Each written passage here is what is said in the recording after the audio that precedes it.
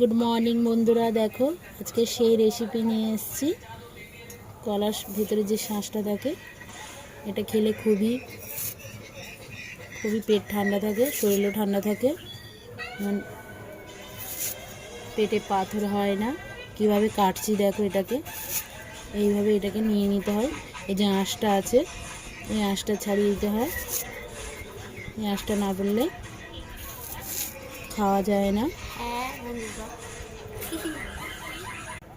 এটা গরমের মধ্যে খুবই খেতে ভালো লাগে, তোমরাও খেও এই গরমে।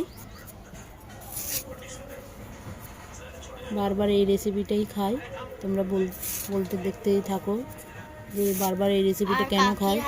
যে কাটা হয়ে গেছে, এগুলো রান্না করে নেবো এবারে, তোমরা দেখো। আর এই যে মাছ, এই মাছটা আজকে রান্না হবে।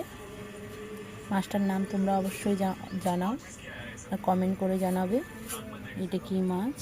এই মাছটা আজকে ভেজে রান্না করব। তার জন্য আলু কেটে নিয়েছি, লঙ্কা কেটে নিয়েছি,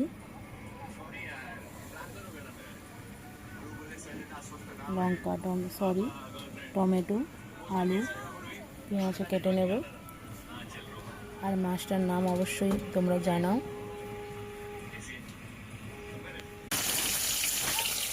মাছগুলো ভেজে নিচ্ছি হালকা হালকা করে, তারপরে রান্না করব। এই বসিয়ে দিয়েছি, আজকে গ্যাসে রান্না হচ্ছে। খুব গরমে উনুনে রান্না করা যাচ্ছে না, খুবই অস্থির লাগছে। তোমরা কেমন আছো বলো গরমের মধ্যে? তোমরা ভালো থেকো, সুস্থ থেকো, এই কামনা করি।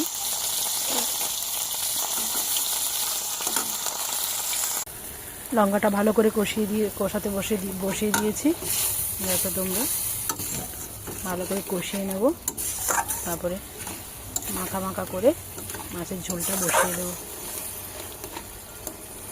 টমেটোটাও দিয়ে দিয়েছি, নাহলে টমেটোটা গলবে না।